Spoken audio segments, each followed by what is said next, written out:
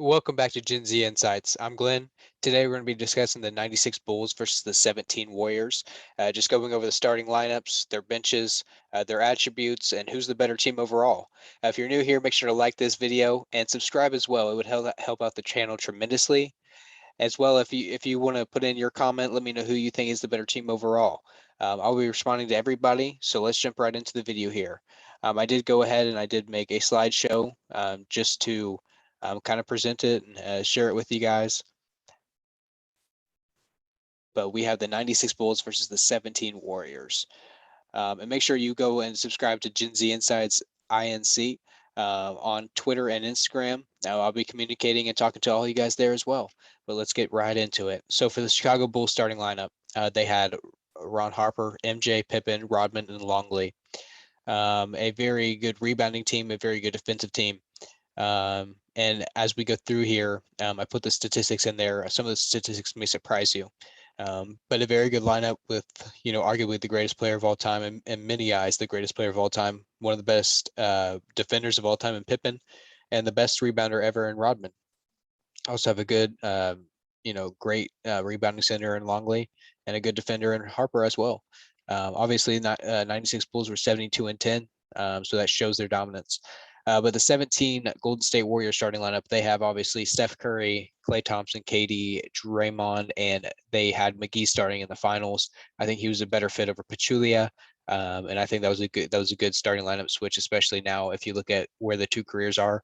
McGee's still a very good role player center off the bench. So I think this was the best starting lineup for them. Very good team, obviously, 4 Hall of Famers. If we go back to them, they have 3 Hall of Famers. So they have that advantage there. And then the Chicago Bulls bench, they had Kukoc, Kerr, Winnington, Sally, and Buechler and Brown got a few minutes as well. Mainly Kukoc, Kerr, and Winnington, and Sally's playing about 7 minutes per game. But very good, off the bench shooter and Kerr, good defender as well, underrated defender in my opinion. Kukoc, one of the best European players, and Bill Winnington was very good as well. And then for the Golden State Warriors bench, obviously they had Pachulia. He wouldn't play much in the playoffs, but they had Iguodala, Finals MVP, very good defender, one of the all-time great defenders if you really think about it, especially small forward defenders. Then we had Livingston, such an underrated piece. People don't understand this. He scored so many mid-range and close-range jumpers over so many players all season long, all throughout the playoffs. He was key. They also had David West that season, who also played a big key, always, scored, whenever the Stars players went to the bench. He always made a spark. And then they always obviously had Kevon Looney and Clark as well, both just good contributors. And overall, they had a very solid bench.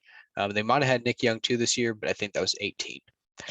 So for team attributes, so I want to let you guys see this first, and then I want to explain why. For shooting, I do have the Warriors over Bulls. I think most of you guys could understand that. For perimeter defense, I do have Bulls. I have the Warriors over the Bulls as well. And interior defense, which might surprise some. But we will go over the statistics that will back these claims up. Rebounding, I do have the Bulls ahead of the Warriors. And then passing, I had the Warriors ahead of the Bulls. Let me know down below in the comment section if you agree with this before seeing the statistics. After, let me know if you're surprised. So for the Bulls, 105.2 points per game. Actually, that seems very high, especially given the fact that it was the 90s. It seemed like a lot more slow play. But that's a good amount of points per game. 4.2 blocks per game, 9.1 steals, 24.8 assists per game. This is the team statistics. 44.6 rebounds, 74.6% from the free throw line, almost 50% from the 2-point line. And this is the stat that actually surprised me. Let me know if it did for you guys as well. But they actually shot 40.3% from the 3-point line. Obviously, the 3-pointer wasn't heavily used back then. That's a very good percentage, and it was off of 16.5 threes a game, which obviously teams now shoot way more. But I was actually very surprised by that stat. Obviously, if we're comparing the two teams, I'm comparing how they played in that era versus how the Warriors played in this era. I'm not saying if they translated, if they translate and they shoot more threes, I don't think they're going to make nearly as many as they did in this percentage. I think their percentage goes down a lot, probably to 34, 33% as a team. So I think that makes a big difference. But I do think they would make more if they switched their style. And the 47.8% from the field goal percentage. And then for the Warriors statistics, we had 116, almost 116 points per game. Clearly more points per game. That's why I had them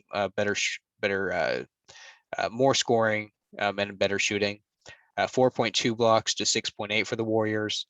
9.6 steals, 30.4 assists per game, higher on all those averages. That's why I also had defense. They had more steals, 44.4 rebounds per game. The Bulls had slightly more rebounds, and I feel like because of today's game being so fast paced, there is a little bit more opportunities.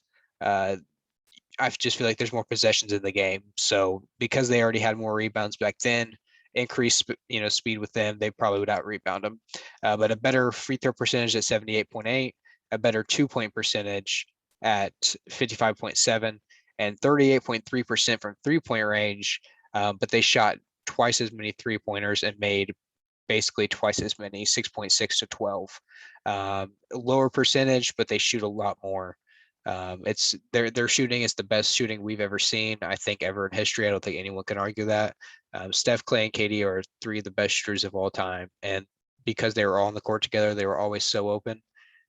It was the most beautiful display of shooting we've ever seen in history. And then we have 49.5% from field goal range. So it was higher than them as well. So that's why I had the Warriors higher in shooting, more rebound or more steals, more blocks. That's why I had them better at perimeter and interior defense.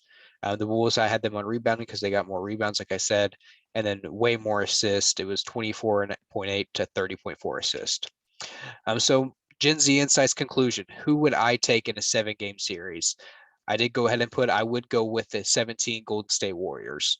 Once again, if by looking at the stats, they score more points, they're better defensively, get more steals, get more blocks. They pass the ball better. Again, they shot, but they also played in a system and passed the ball better than I think I've ever seen. And I think that's why they are the best team ever. Shot a better percentage from free throw, 2-point line, and field goal percentage overall. Yes, a less 3-point percentage, but also they're shooting way more. So you have to give them a lot of credit for that. If the Bulls doubled their threes, it's going to come down. But overall, obviously, they just score more points. I think the 3-point is a big factor. 12 to 6 means that's 15 points you're giving up on 3-pointers. And then you're not gaining anything on the free throw line because they're also making more free throws than you. So I don't see how the Chicago Bulls can make up that 15-point gap. 15-point gap whenever they are both good defensively. And the Chicago Bulls have 3 star players, but really only 1 offensive star. Scotty, you could say he's 3.75, but I guess you could say he's an offensive star. But the Warriors have 3 in Clay because he scores 20 plus a game. But then they also have 3 really good defenders, and the Chicago Bulls have 3 really good defenders in Rodman, Michael, and Scotty, but so do the Warriors and KD, Draymond, and Klay Thompson. So it's close there. But then the bench is where it really comes down to. I think that the Warriors have a little bit more firepower off that bench just because of how they played. They were in the system, just with Livingston, with Iguodala, and Pachulia as well. It was a little bit too much to overcome whenever you have that much firepower, 4 all-stars on the team. Having that little bit of firepower, just even making the score go up higher, making the league go higher, it's just too much to overcome. So really, that is why I went ahead and I do pick the Golden State Warriors. I think they would beat the Chicago Bulls in the 7-game series. But I do have to say, if the Chicago Bulls were to play for a year in this era and be able to adjust, it would be very close. It would be a lot closer than this scenario. The Chicago Bulls are amazing. Michael Jordan is one of the greatest players of all time. Scottie Pippen, one of the greatest defenders, as well as Rodman, and Phil Jackson is the greatest coach of all time. But I have to give the nod to Steph and KD. They have 2 top 15 players of all time, and the Bulls had 1. Ultimately, that is why. But yeah, thank you for tuning into this video. Let me know what you think. Please comment down below. Make sure to, like I said, to please like and subscribe to the video. It will help out the channel tremendously. Share with anyone who you think would also like this as well. I would really appreciate it. At Gen Z Insights Incorporated at Twitter and Instagram, and just connect with us. Become part of the Gen Z Insights community. Comment. I'm going to be replying to anybody in the comment section below. If you want to debate, if you have a question, let me know. But other than that, thank you so much for tuning in to today's episode of Gen Z Insights. Let me know what you think, and we'll catch you on the next one. Thank you. Goodbye.